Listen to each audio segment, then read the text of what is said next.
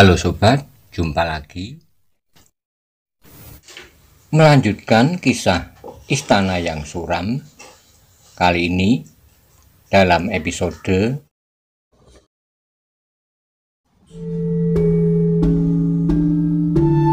Guru Panon bertemu Ki Hajar Spati. Selamat menikmati. Salam budaya. Monggo kula aturi subscribe, like, komen, soho share, matur nuwun.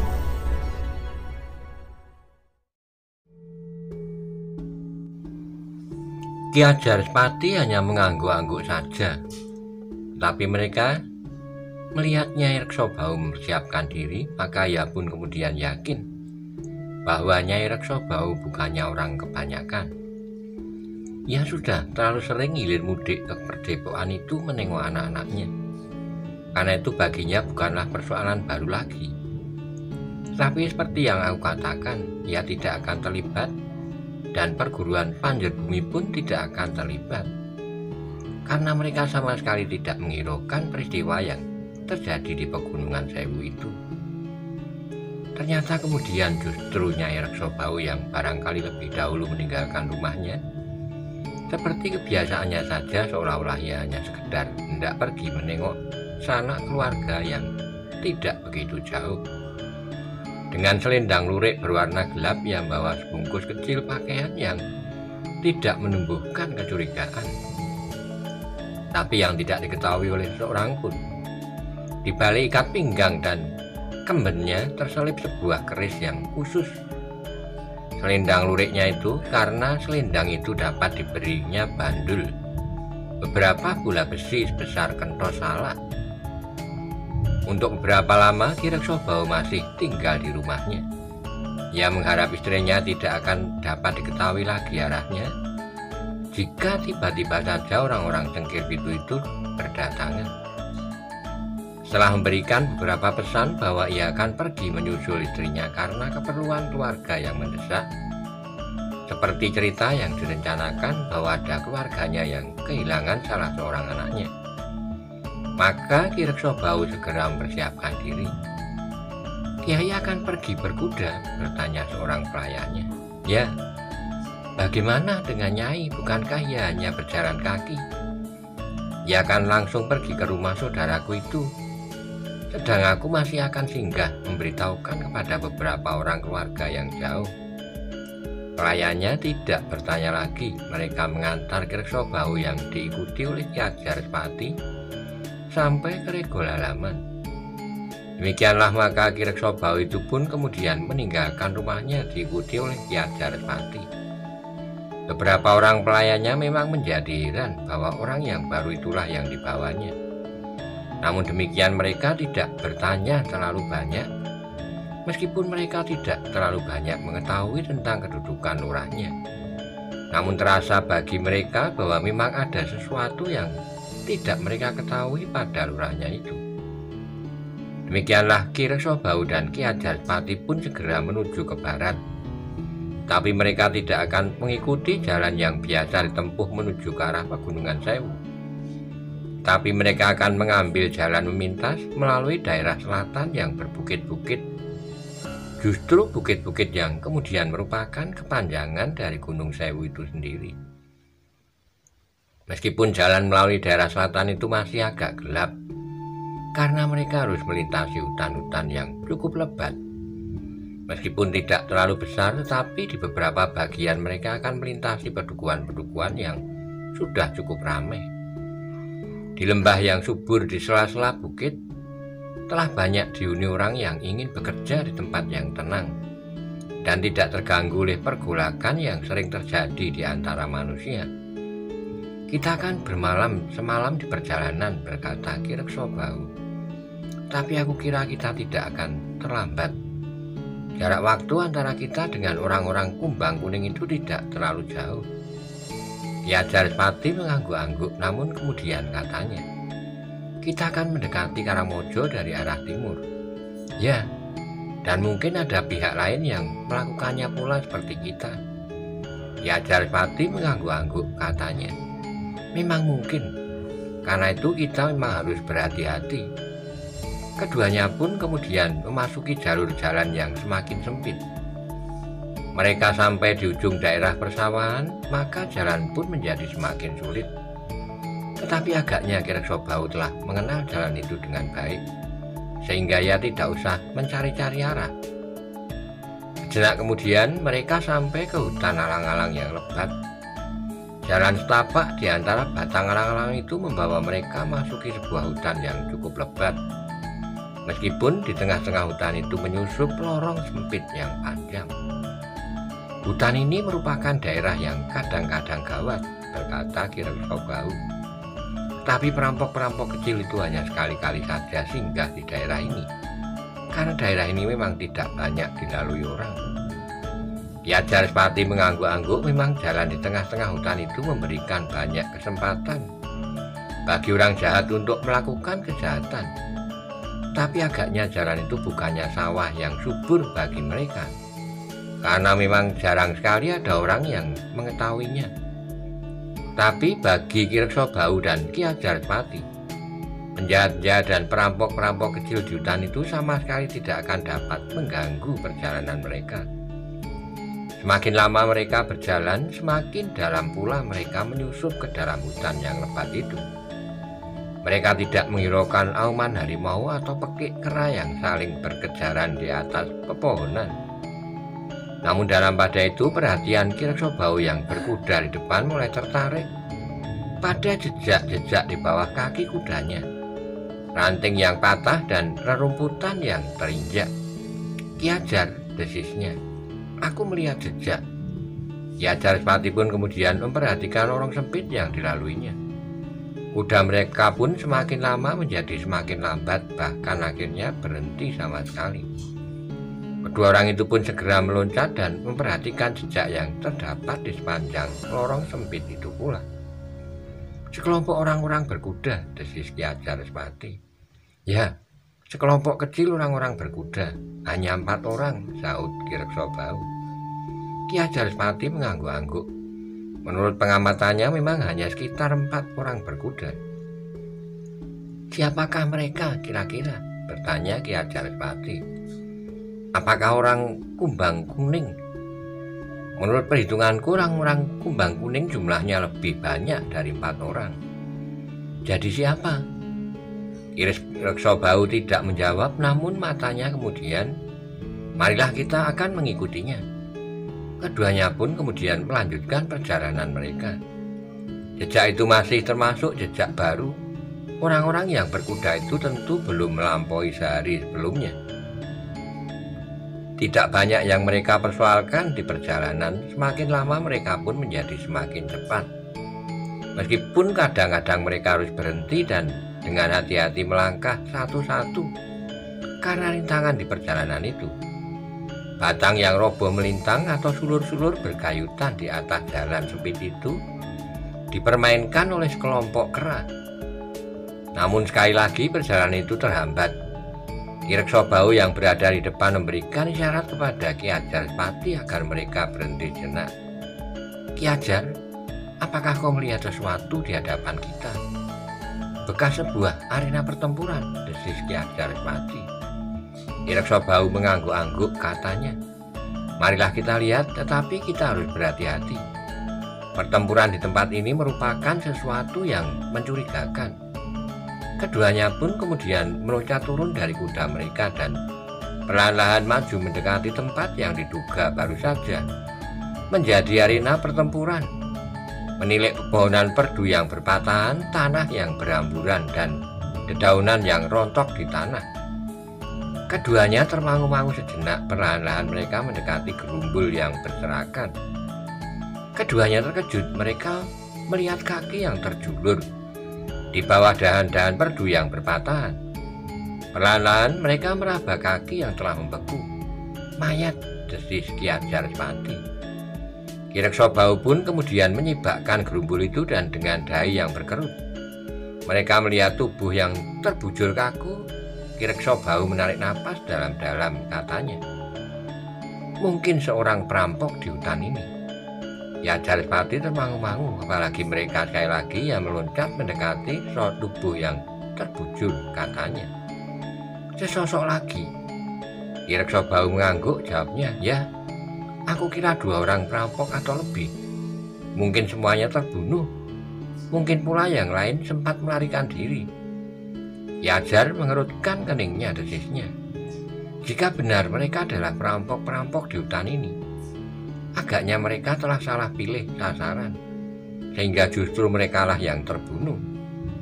Aku kira memang demikian. Perkelahian ini pun tidak menunjukkan perkelahian yang terlalu sengit. Mungkin perkelahian itu juga terjadi beberapa lama dan berakhir dengan kematian para perampok itu.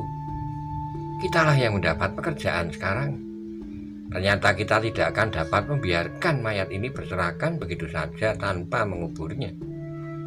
Ki Reksabau mengerutkan keningnya, katanya, jika saja kita tidak melihatnya. Keduanya pun kemudian membuat lubang di atas tanah yang gembur di hutan itu dengan pisau-pisau belati untuk menguburkan 2 sosok mayat itu. Meskipun lubang yang mereka buat tidak begitu dalam, namun kedua sosok mayat itu tidak akan menjadi mangsa binatang buas. Jarak kita dengan orang-orang yang kita ikuti menjadi semakin jauh, berkata Ki Reksabau. Ya, mungkin perkelahian yang terjadi itu hanya sebentar, lebih pendek dari waktu yang kita perlukan untuk membuat lubang kubur itu.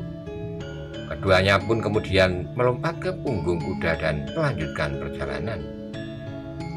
Jejak beberapa ekor kuda yang mereka ikuti pun masih nampak jelas, sehingga dengan demikian mereka tidak akan kehilangan menilai arah yang ditempuh. Maka orang-orang berkuda itu pun menuju ke Pegunungan Sewu. Jika bukan orang-orang Kumbang Kuning, tentu orang-orang Cengkir Pitu, berkata Ki Reksabau kemudian. Agaknya orang-orang Cengkir Pitu yang kita anggap lamban itu justru telah mendahului orang Kumbang Kuning melalui jalan melintas ini. Jika demikian, maka jumlah orang-orang Cengkir Pitu akan lebih sedikit dari orang-orang Kumbang Kuning. Apakah itu bukan berarti bahwa kedatangan orang-orang Cengkir Pitu itu tidak akan berarti? Karena jika terjadi pertengkaran dan kekerasan, maka mereka tidak seimbang. Tetapi kita belum tahu kemampuan seorang demi seorang. Mungkin orang-orang Cengkir Pitu jumlahnya hanya sedikit, tetapi mereka adalah orang-orang yang memiliki puncak kemampuan pada masa sekarang, sehingga yang sedikit itu tidak akan kalah jika terjadi benturan kekuatan. Ki Jaripati mengangguk-angguk dan Ki Reksabau berkata lebih lanjut, bahkan mungkin orang-orang Cengkir Pitu mengambil 2 jalan menuju ke Pegunungan Sewu. Yang satu lewat jalan ini, yang lain mengikuti jejak orang-orang Kumbang Kuning. Memang mungkin, desis Ki Jaripati. Jika benar-benar seperti yang kita bayangkan, maka Angger Panon dan Rancang Bandang benar-benar akan menjumpai kesulitan. Mereka hanya berdua, sedangkan orang-orang yang dengan tamak menghendaki pusaka yang ada di Pegunungan Sewu itu jumlahnya kian banyak. Mudah-mudahan tidak semakin bertambah. Cerita tentang pusaka itu telah tersebar sampai ke segenap penjuru. Perguruan Panjer Bumi pun telah mendengar dan pernah mempertimbangkan kemungkinan untuk memiliki pusaka itu. Tetapi Putut Sangga Bumi ternyata tidak sependapat. Ia merasa perguruannya adalah sebuah perguruan kecil, dan wahyu yang ada pada pusaka-pusaka itu bukannya harus dicari, tetapi wahyu yang mencari tempat-tempat yang dikehendaki oleh wahyu itu sendiri. Ya Jaripati mengangguk-angguk, katanya, Putut Sangga Bumi agaknya memang benar. Dengan saling memperebutkan pusaka dan justru melupakan sumber segalanya, maka yang akan didapatkan justru malah petaka. Tapi sayang bahwa pada masa kini jarang orang yang berpikir bening. Mereka menganggap bahwa dengan memperebutkan pusaka-pusaka yang menjadi sarang wahyu keraton itu, dengan cara apapun juga akan mendapatkan wahyu itu sendiri dan dapat memegang kekuasaan tertinggi di tanah ini. Ki Reksabau mengangguk-angguk, namun kemudian ia bertanya dengan ragu-ragu, tapi bagaimana dengan anak muda yang bernama Panon dan Rancang Bandang terlibat dalam persoalan pusaka itu? Aku pernah menceritakannya kepadamu. Mereka sama sekali tidak menginginkan pusaka itu. Tapi mereka mempunyai tugas khusus di dalam istana kecil itu, di Pegunungan Sewu itu. Ki Reksabau mengerutkan keningnya dan Ki Ajarpati bertanya, "Apakah kau ragu-ragu?" "Tidak, aku tahu bahwa kau tidak pernah berkata sisip. Kau selalu mengatakan yang benar menurut pengertianmu." Ki Ajarpati mengangguk-angguk, namun kemudian keningnya berkerut. Ketika Ki Reksabau berkata, "Tetapi yang aku ragukan adalah kebenaran pengertian. Apa maksudmu? Kau memang selalu mengatakan dengan jujur apa yang kau ketahui. Tapi jika yang kau ketahui itu salah, maka yang kau katakan pun salah." Ki Ajarpati menyaut dengan nada datar. "Jadi yang kau ragukan apakah tangkapanku tentang mereka itu? Seperti apa yang benar-benar ingin mereka lakukan?" Ki Reksabau ragu-ragu jenak, namun kemudian ia pun mengangguk-angguk menjawab, "Ya." Tapi Ki Ajarpati mengeleng. "Aku yakin mereka tidak akan dengan tamak ingin memiliki pusaka yang sedang diperebutkan itu." Ki Reksabau ragu-ragu jenak, namun kemudian ia pun berkata, "Mudah-mudahan, tetapi karena kau pernah berbicara dengan anak muda yang bernama Panon, dan karena Kiai Rancang Bandang adalah adikmu, jika kau lebih tahu daripada aku." Berapa saat keduanya saling berdiam diri. Mereka menyusur jalan sempit mengikuti jejak kaki kuda yang masih nampak jelas. Tapi mereka tidak dapat menduga siapakah yang telah berkuda mendahului mereka itu. Seperti yang telah mereka perhitungkan, maka matahari menjadi semakin rendah. Maka mereka harus mencari tempat bermalam di perjalanan. Tapi bagi keduanya mencari tempat untuk sekedar tidur bukan hal yang sulit. Mereka malam tiba, maka mereka pun mengikat kuda pada batang perdu. Demikian mereka keluar. Mereka mencari tempat yang terlindung oleh gerumbul-gerumbul perdu, tidak jauh dari jalan yang sedang mereka lewati menuju ke arah Pegunungan Sewu. "Kiai," berkata Ki Ajar, "aku ingin mengusulkan sesuatu." Ki Reksabau mengerutkan keningnya, lalu, "Kau sudah terlalu banyak mengusulkan sesuatu padaku, sehingga aku yang semula tidak ingin terlibat dalam persoalan pusaka ini, tapi kau telah berhasil mancing aku sampai ke tempat ini, dan sekarang kau masih akan mengusulkan sesuatu." Ki Ajar tersenyum sambil duduk memeluk lututnya. Di dalam kegelapan malam ia berkata, "Jangan merajuk begitu, tetapi usulku kali ini adalah usul yang baik sekali." "Apa yang kau usulkan itu?" "Marilah singgah saja di rumah adikku. Mungkin kita akan mendapatkan beberapa keterangan dari beberapa orang tetangga. Rumah adikku terletak di kaki Pegunungan Sewu pula." Ki Reksabau termangu-mangu sejenak. "Tetapi kita tidak akan mengikuti jejak kaki kuda itu untuk selanjutnya," sambung Ki Ajarpati.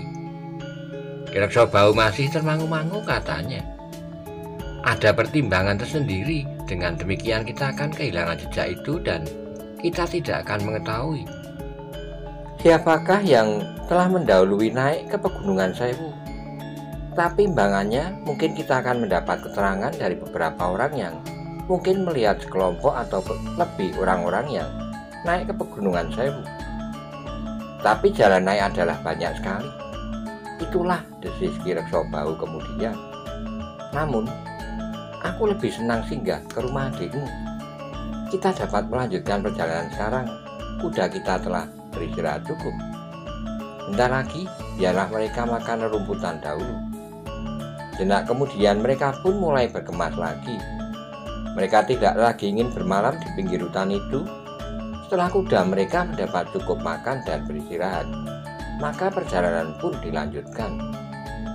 Tapi mereka tidak berkuda semalam suntuk. Menjelang fajar mereka berhenti, membiarkan kuda mereka minum di sebuah parit yang mengalirkan air yang bening. "Kita sampai ke sebuah bulak," desis Reksabau. "Kita sudah mendekati pedukuhan adikku." Keduanya kemudian duduk untuk beristirahat sejenak sambil bersandar pohon yang ditanam berderet-deret di pinggir parit. Tapi mereka sama sekali tidak memejamkan matanya karena langit pun segera membayangkan warna merah. Ketika fajar menyingsing, mereka telah berpacu kembali di jalan bulak yang panjang menuju ke pedukuhan Kiai Rancang Bandang. Mereka keduanya sampai di rumah itu, maka mereka mendapatkan rumah itu masih kosong. Seorang pelayan yang melihat Ki Ajarspati datang mempersilahkannya naik ke pendopo, kemudian menerima kendali kuda kedua tamunya dan membawanya ke belakang. "Apakah Kiai Rancang Bandang belum pernah kembali?" bertanya Ki Ajarspati pada pelayan itu. Kemudian datang lagi membawa 2 mangkok minuman panas. "Belum, Ki Ajar sejak Kiai Rancang Bandang meninggalkan padukuhan ini bersama anak muda itu, ya belum pernah kembali lagi." Ki Ajarspati mengangguk-angguk. "Tapi Ki Ajar," berkata pelayan itu kemudian, "kemarin malam telah datang seorang yang belum pernah aku kenal menanyakan Ki Ajar siapa namanya. Orang itu tidak mau mengatakan namanya, tapi ia dapat menyebut nama Ki Ajarspati, kakak dari Kiai Rancang Bandang." Ki Ajarspati termangu-mangu sejenak lalu. "Apakah ia akan kembali lagi?" "Ya, ia akan kembali lagi segera. Ia perlu bertemu dengan Ki Ajar dalam waktu singkat." Ki Ajarspati menjadi tegang, tentu ada sesuatu yang penting. Dalam pada itu Ki Reksabau pun menarik napas dalam-dalam sambil bergumam, "Aku akan langsung terlibat, agaknya hari ini juga." Ki Ajarspati memandang kawannya jenak, namun ia pun tersenyum sambil berkata, "Kau masih saja mengeluh? Biarlah jika aku terlibat, jangan sebut perguruan Panjer Bumi. Perguruanku tentu tidak akan mempedulikan aku seperti yang aku minta. Agar jika terjadi sesuatu, biarlah menjadi tanggung jawabku sendiri." Ki Ajar tertawa katanya, Tentu Kiai, tetapi kau tidak akan terlibat terlalu jauh." Keduanya kemudian terdiam sejenak. Pelayan yang menghidangkan minuman dan kemudian juga makanan itu telah meninggalkan pendopo dan membuka pintu peringgitan dari bagian dalam rumah itu. "Silahkan beristirahat di ruang dalam," berkata pelayan itu. "Baiklah, terima kasih, tetapi udara masih terasa sangat panas." Pelayan itu tidak menyaut meskipun ia sendiri sama sekali tidak merasakan udara yang panas di pagi hari itu. Setelah minum beberapa teguk dan makan makanan beberapa potong, maka keduanya pun kemudian masuk ke ruang dalam, mandi di pekiwan dan berganti pakaian. "Jika Kiai ingin tidur karena semalam suntuk Kiai tidak tidur, aku persilahkan." Ki Reksabau mengangguk-angguk, tetapi ia kemudian bertanya, "Lalu apa yang akan kau lakukan?" "Belum tahu, mungkin juga tidur." Keduanya pun kemudian masih duduk beberapa lamanya. Pembicaraan mereka masih saja berkisar tentang Pegunungan Sewu dan orang yang sedang mencari Ki Ajarspati. Namun kemudian keduanya pun berbaring di dalam bilik yang terpisah untuk sekedar beristirahat. Tapi keduanya ternyata tidak dapat memejamkan matanya. Berbagai macam bayangan telah bermain di dalam angan-angan mereka. Apalagi pada Ki Ajarspati, bukan saja tentang Kiai Rancang Bandang, Panon dan orang yang mencarinya, tetapi ia mulai berangan-angan pula tentang murid-murid dan anaknya yang muda. Mudah-mudahan mereka tidak sia-sia dalam pengasingan diri selama aku disibukkan oleh persoalan yang sebenarnya tidak banyak aku ketahui ujung pangkalnya ini, katanya kepada diri sendiri.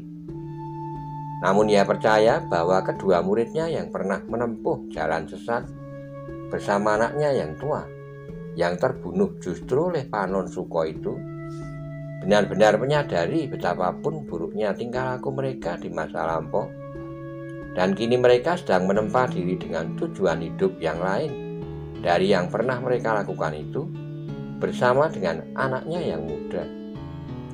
Jika aku sudah selesai dengan persoalan yang tidak aku mengerti ini, aku akan segera berada kembali di antara mereka dalam ketenangan, desisnya. Hari itu tidak banyak yang dilakukan oleh kedua orang itu. Ki Ajarspati yang sudah dikenal oleh beberapa orang di sekitar padepokan Kiai Rancang Bandang berusaha untuk memancing keterangan dari beberapa orang. Tapi tidak seorang pun yang dapat menceritakan tentang kelompok-kelompok yang memanjat naik pegunungan Sewu. Mereka tidak melalui jalan ini, desis Ki Hajarpati kepada Ki Reksabau. Ki Reksabau mengangguk-angguk, katanya, jika aku tahu seperti ini, aku kira lebih baik mengikuti jejak kaki-kaki kuda itu. Jika saja aku tahu, untunglah bahwa aku tidak tahu sebelumnya. Ki Reksabau tidak menyaut. Ia pun menyadari jika seseorang mengerti apa yang akan terjadi, maka akan jarang sekali seorang menyesali perbuatannya yang keliru. Sementara itu, kedua orang itu pun mulai menjadi berdebar-debar. Langit menjadi semakin buram. Perlahan-lahan malam mulai turun. Keduanya memperhitungkan bahwa orang yang mencari Ki Hajarpati itu akan datang lagi untuk suatu persoalan yang penting. Diam-diam keduanya telah mempersiapkan diri menghadapi segala kemungkinan. Bahkan seandainya mereka harus menghadapi kekerasan. Karena itulah, maka keduanya pun justru tidak berada di dalam rumah. Mereka berdua duduk di pendopo menghadap kemungkinan yang bakal terjadi. Semilirnya angin malam terasa dingin sampai ke tulang. Dedaunan bergerak-gerak saling bersentuhan seolah-olah ingin saling menghangatkan diri. Gelap malam semakin lama menjadi semakin pekat. Namun Ki Reksabau masih duduk di pendopo bersama Ki Hajarpati. Di halaman, dua orang pekerja di padepokan itu melintas dan hilang di longkangan samping. Terasa malam menjadi semakin sepi. Namun hati kedua orang itu rasa-rasanya menjadi semakin bergelora. Mereka mulai merasakan sentuhan firasat bahwa memang ada seseorang yang mendekati pendopo itu. Dua orang itu pun seperti bersepakat, bergeser setapak, kemudian bersama-sama bangkit dan bergerak saling menjauhi. Keduanya pun kemudian turun tangga pendopo di tempat yang berseberangan dan berdiri tegak di halaman. Sejenak kemudian keduanya melihat pintu regol halaman bergeser perlahan-lahan. Dengan tegang keduanya pun melihat sesosok bayangan yang bergeser patah-patah memasuki regol itu. Tetapi bayangan itu pun segera berhenti. Agaknya ia pun segera melihat bahwa di halaman itu telah menunggu dua orang yang berdiri tegak dengan penuh kesiagaan menghadapi segala kemungkinan. Sejenak mereka hanya saling berpandangan meskipun mereka tidak segera dapat melihat wajah masing-masing dengan jelas. Baru sejenak kemudian orang yang memasuki regol itu bertanya, apakah aku berhadapan dengan Ki Hajarpati? Ki Hajarpati menjadi semakin berdebar-debar, namun kemudian ia menjawab dengan penuh kewaspadaan, ya, aku adalah Ki Hajarpati. Siapakah kau di sana? Orang itu termangu-mangu sejenak, namun kemudian jawabnya dengan nada seakan-akan tertelan kembali ke dalam perutnya. Wirid, namaku Ki Wirid. Ki Hajarpati terdiam sejenak. Dipandanginya orang yang menyebut dirinya Ki Wirid itu dengan tatapan mata yang tajam. Aku belum pernah mendengar namamu di sana, berkata Ki Hajarpati. Ya, kau belum pernah mendengar namaku. Aku adalah orang yang hidup terasing dan tidak banyak dikenal oleh orang lain, kecuali oleh orang-orang Padukuhan tempat aku tinggal. Dia berhenti sejenak lalu, tetapi siapakah kawanmu yang ada bersamamu itu, Ki Hajarpati? Ki Hajarpati berpaling memandang Ki Reksabau, lalu kemudian ia menjawab, ia adalah kawanku sejak masih muda. Kami berpisah untuk menempuh jalan hidup kami masing-masing. Ia adalah seorang petani, sedang aku adalah seorang yang menggarap sebidang tanah padepokan terpencil. Namun kami sering bertemu agar persahabatan kami tidak putus. Terima kasih, jika demikian kehadirannya tidak akan mengganggu pembicaraan kita. Di sana, berkata Ki Hajarpati kemudian, apakah kau seorang yang dikatakan oleh pelayan di padepokan ini pernah datang kemari mencari aku kemarin? Benar Kisana, aku memerlukan Ki Hajar. Ada sesuatu yang ingin aku sampaikan. Ki Hajarpati menjadi ragu-ragu, tapi kemudian ia pun mempersilahkan tamunya. Marilah Ki Wirid, naiklah ke pendopo. Aku ingin mendengar apa keperluan Ki Wirid dengan aku, karena aku belum mengenalmu sebelumnya. "Terima kasih Ki Ajar," jawab Ki Wirid, dan sejenak kemudian ia pun melangkah mendekati dengan langkah yang lamban. Ternyata orang itu adalah orang yang cacat kakinya.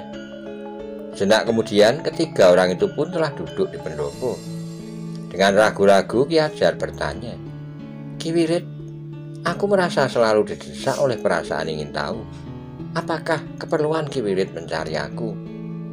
"Ki Ajar," jawab Ki Wirid, "mula-mula aku sangat tertarik oleh perbawa dari sebuah batu yang tersimpan di kantong ikat pinggang anakku. Ternyata bahwa batu itu adalah batu yang sangat berharga baginya, dan justru akan dapat melindunginya selama ia berada dalam pengembaraan di Pegunungan Sewu. Ternyata bahwa batu itu adalah batu akik, yang menurut keterangannya didapatkan dari Ki Ajarspati." Ki Ajarspati mengurutkan keningnya, katanya, "Ya, aku pernah meminjamkan kepada seorang anak muda sebuah batu akik yang sudah diembani dalam bentuk sebuah kalung jalu sisik sosro.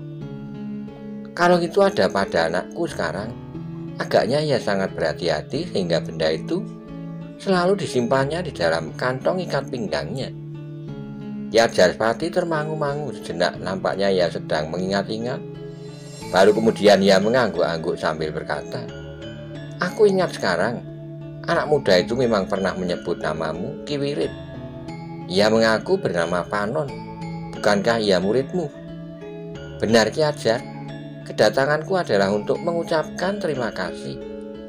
Aku adalah orang tuanya, sedang anakku menerima anugerah yang sangat besar, sehingga dapat meminjam batu akik yang sangat berharga itu. Apalagi aku sudah mendengar semua yang telah terjadi dengan muridku, dan korban yang jatuh karena kesombongan anakku itu justru anak Ki Ajarspati sendiri." Ki Ajarspati menarik napas dalam-dalam, katanya, "Sudahlah, semuanya sudah terjadi. Takdir yang Maha Kuasa tidak akan dapat diingkari oleh siapapun juga, meskipun ia termasuk manusia yang paling mumpuni sekalipun." Ki Wirid mengangguk dengan nada datar. Ia berkata, "Aku sekedar menyampaikan perasaan yang terasa menekan hati selama ini. Aku merasa belum puas jika aku belum mengatakannya kepada Ki Ajar, sebagai ucapan terima kasih dan sebagai permintaan maaf yang tidak ada taranya." Sudahlah Ki Wirid. Jika kau sudah bertemu dengan muridmu, aku ingin mendengar kabarnya, dan tentu saja kabar tentang adikku, karena kepergian Panon itu telah diantar oleh Rancang Bandang.